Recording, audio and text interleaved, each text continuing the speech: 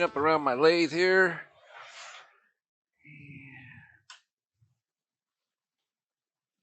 Getting stuff ready to go for the next one here. So what is so special about milk paint as opposed to any other paint? It's how it's made. It's a more durable finish. You really don't want to use regular latex paint on a bowl or any other utility item. Milk paint's been used for hundreds of years. It's been used on furniture. It's been used on bowls like this. Like I'm going to show you all kinds of different things. And it's very durable. I mean, they paint barns with it, so that's where the red barns come from. This red milk paint. And those, see how long some of those have lasted, you know? The paint jobs on those have lasted years.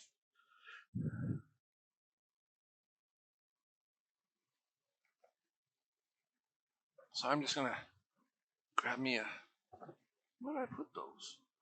I had some 180 grit here. Yeah, there it is. Just to kind of clean up those beads real quick.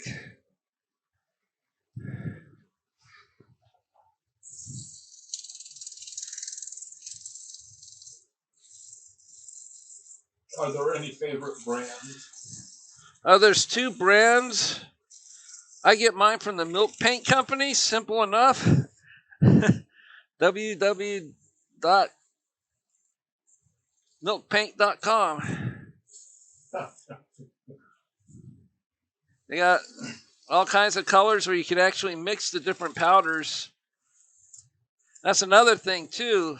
Most milk paint that comes in a powder, you can get it in liquid form now. The thing is though, when you buy it in liquid form, once you open that can, you got to use all of it. It's the one thing about milk paint, it does go bad. It doesn't stay fresh for a whole lot of time once you mix it. Milk paint. It just comes in powders. Like I said, it's just all kinds of different colors. Let me grab one real quick and I can show you what the powder looks like here. Come here, green powder.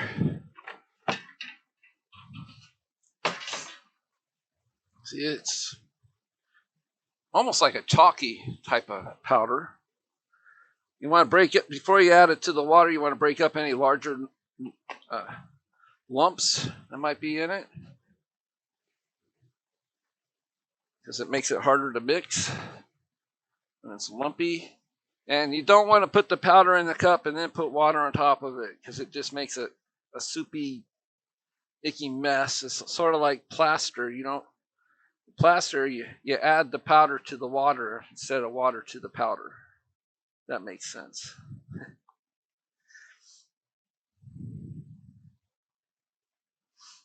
So what I'm going to do is I'm going to put 2 layers of paint on here. And the blue is going to go on first, and then we're going to dry it with a blow dryer. Then we're going to put the white over it. Then we're going to remove a whole bunch of that white off of it, and it gives it a really antique type of look. So I'm just going to start painting this on here. Make sure yep, got it right. So this is a little thin. That's all right, because it'll dry faster for what I needed to do. And we can just go around. If it needs that second coat, it dries really quick. It wouldn't take much to do this. I learned about adding milk paint to pieces from Al Sturt. He's a professional wood turner, lives in Vermont. I don't know how many of you are familiar with that name or who he is, but he's practically one of the founders of the AEW back in the day. He's kind of semi-retired now. He used to do a lot of demos, travel the world, but he's more satisfied staying at his northern Vermont farm making stuff. He still sells his videos online and things though, and he's got instructions, and how to make different kinds of holding jigs for holding your wood to the lathe and stuff. All you have to do is go to just do a search for Al Sturt Woodturner online, and you'll come across a lot of fabulous work that he's made in the past. What's the last name again? Sturt, Stirt. Al is his first name.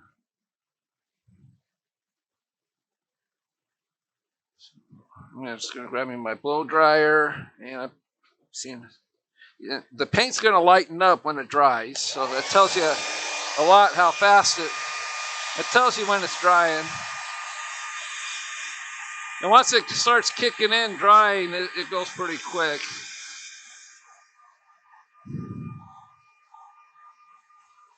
It's just waiting for it to get started. It's going to turn into like a light, chalky type of blue. I've used heat guns doing this, and to help speed this drying up, it actually burned the paint. It scorched the paint. That's like brown, burnt, scorched lines and stuff in it. So I switched over to using a hair dryer, and it works much better. So see, I got a thick spot right there. So I'm just gonna blow it around with the. If it doesn't dry completely, I'll just grab me a paper towel and just remove that one spot that doesn't want to dry. It seems like it doesn't want to dry, so just kind of just dab off those little spots there. So once we add the white, and then we go through the steps of removing most of that white, you're not going to really see that kind of a mess. All right, so we got a little bit of thick paint in that groove there, so we can just come along and smooth it out as we dry.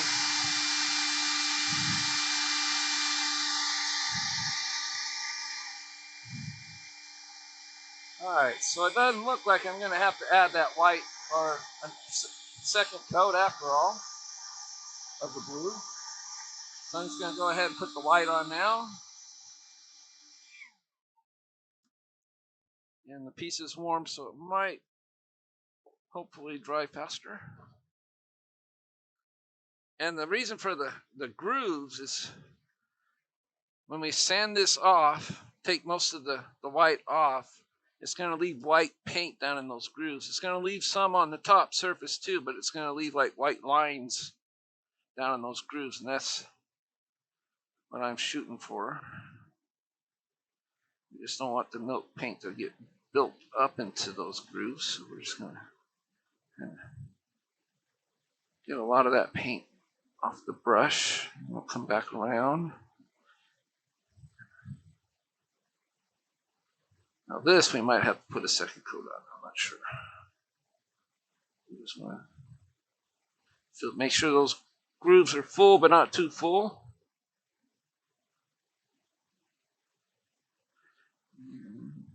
It's great using the sponges because it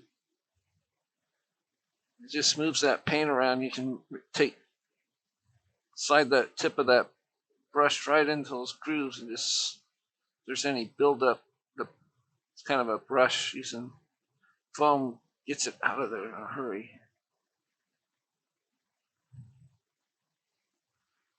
Just get the grooves done first before we do the rest of it. This paint does spread far, as you can tell. I haven't hardly touched the paint to the brush. Okay, so got some thick right here that we can remove. We can just put that excess down at the bottom here.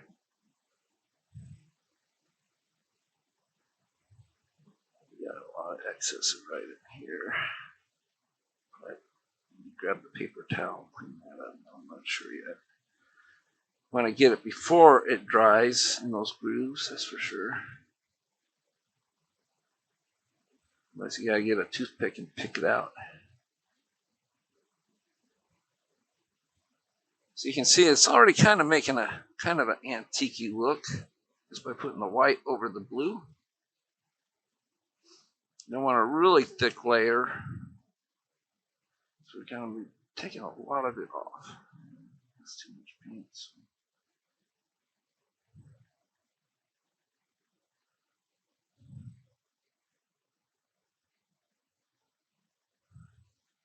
Smooth this out here.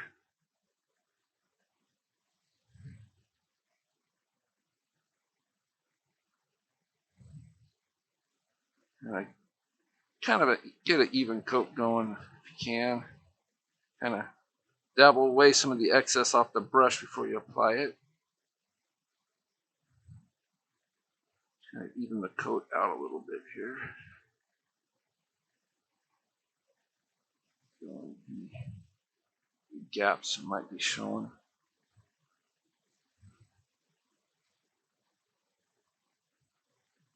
All right, I think we've got about where we want it to be. So we're just going to grab that old blow dryer again and dry it off. Piece there. You want to make sure it's dry before you put sandpaper to this, or it's going to gump up your sandpaper really quick. Yeah, I make milk bowls doing this, or cereal bowls. I don't put the paint on the inside though, just on the outside. Now if you want to put a spray finish on it, you want to make sure it's a good, clear type of spray finish, because if it's not, it darkens the paint. And it kind of loses its vibrance when it does that. So I think this is dry enough now. Let's do the finger test. It feels like it. It's good and warm. That means it's probably dry. So I'm going to start with let's grab some 400 sandpaper here. I got some 320, so that'll work. My 320 is handy. You want a light grit 320, 400, something like that. You don't want to use 180 because that's just going to strip it off and you're going to end up with just blue again. You want to leave some of that white on the piece. So I'm just going to reverse my lathe because it's easier. I don't like sanding from underneath when I'm doing these. And it's going to throw powder. And see how this sandpaper's working. I might have to go down one grit to 220. Depends on how thick of a coat you got on there. So we can stop it. You can start showing it through. Let me grab a 220 piece here. All right, so 220 is going to take it off a little bit faster. You can turn down the lathe. It's going a little too fast. The sandpaper is starting to get a little warm, so that tells you that the lathe is spinning too fast when you do that. Let's turn it the other way. And there we go.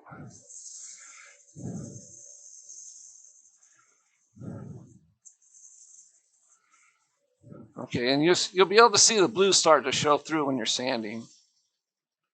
Then I'm going to take it across the beads. You don't want to stick the sandpaper into the beads, just run it across the top to begin with and see how it's getting the effect you want. And it's all right if some of the wood starts showing through too, because that's part of the effect of making this an antique type of looking piece here.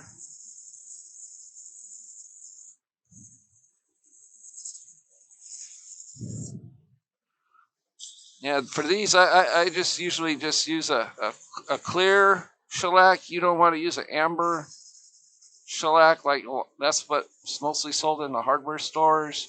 I like to mix my own shellac and get shellac flakes online. You just want to get a clear shellac, unwaxed. You don't want waxed shellac flakes. And you just mix it with denatured alcohol to any consistency you want. Half and half is good for a good finish.